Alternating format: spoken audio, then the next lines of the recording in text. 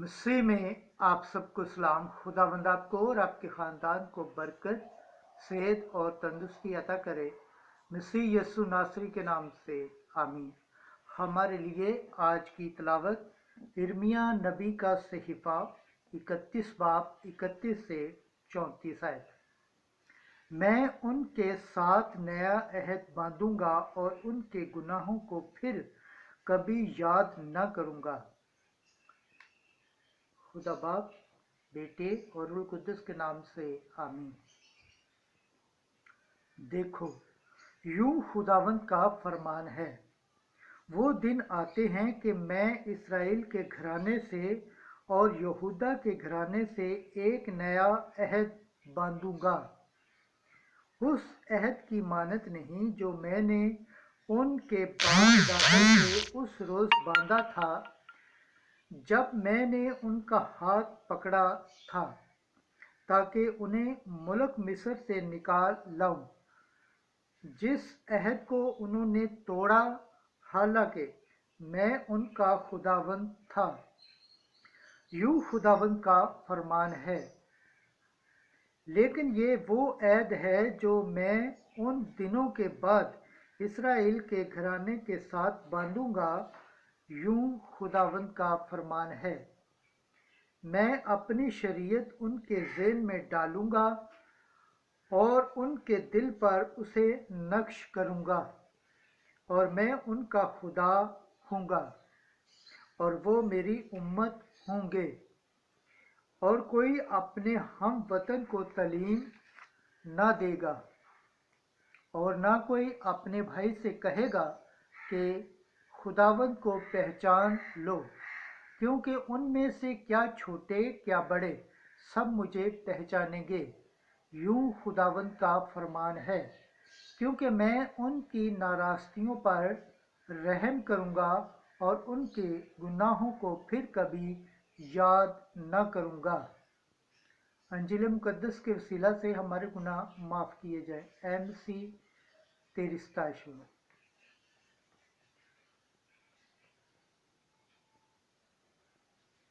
आज का ज़बूर पढ़ा जाएगा, ज़बूर 50,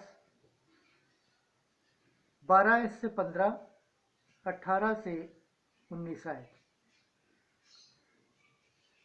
जमायती जवाब। ए खुदा, मुझ में एक पाक दिल पैदा कर।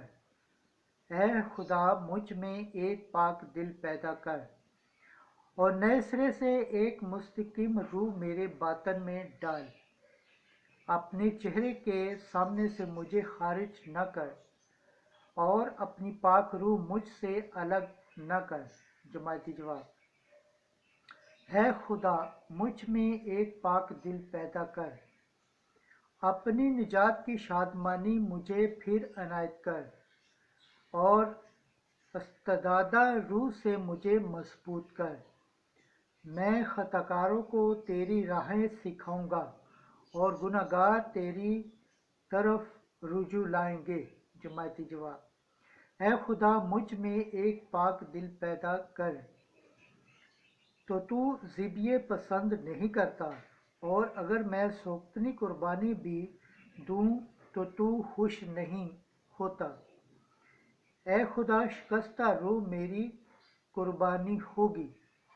ए खुदा, तू शिकस्ता और खाक नशीन दिल को हकीर ना जानेगा। जमायती जवाब। है खुदा, मुझ में एक पाक दिल पैदा कर। खुदावंद के पाक कलाम पढ़े और सुन जाने पर खुदावंद की बरकत हो, खुदावंद का शुक्र हो। आमीन। आज की अंजील मुकद्दस मत्ती के मुताबिक 16 बाब 13 आयत से 23 आयत। तू पतरस है और मैं आसमान की बादशाही की कुंजियां तुझे दूंगा। एक दिन जब यीशु कैसरिया फिलिप्पी के इलाके में आया तो उसने अपने शागिर्दों से ये पूछा कि लोग इब्ने इंसान को क्या कहते हैं। उन्होंने कहा कि बाज़ यूहन्ना इस्तबागी कहते हैं, बाज़ इलियास, बाज़ यिर्मयाह, बाज़ नबियों में से कोई। उसने उनसे कहा, मगर तुम मुझे क्या कहते हो? शमौन पतरस ने जवाब में कहा कि तू अल-मसीह है, जिंदा खुदा का बेटा। तो यीशु ने जवाब में उससे कहा, मुबारक है तू शमौन बर योना, क्योंकि ये बात जिस्म और खून ने नहीं, बल्कि मेरे बाप ने जो आसमान पर है तुझ पर जाहिर की है। और मैं तुझसे कहता हूँ कि तू कैफा है, और मैं इस कैफा पर अपनी कलीसिया बनाऊंगा, और आलम असफल के दरवाजे इस पर गालिब न आएंगे। और मैं आसमान की बादशाही की कुंजियाँ तुझे दूंगा, और जो कुछ तू जमीन पर बांधेगा वो आसमान पर बंधा रहेगा, और जो कुछ तू जमीन पर खोलेगा वो आसमान पर खुला रहेगा। तब उसने शागिर्दों को हुक्म दिया कि किसी को ना बताना कि मैं अल-मसीह हूँ। उस वक्त से यस्सु अपने शागिर्दों पर जाहिर करने लगा कि ज़रूर है कि मैं यरूशलेम को जाऊं और बुजुर्गों और सरदार काहनों और फकीहों के हाथ से बहुत दुख उठाऊं और कत्ल किया जाऊं और तीसरे दिन जी उठूं। इस पर पतरस उसे अलग ले जाकर उससे इतराज़ करने लगा और कहा, ऐ खुदावंद तेरी सलामती हो, ये तुझ पर कभी वाक़ई न हो। उसने फिर कर पतरस से कहा, ऐ शैतान, मेरे सामने से दूर हो,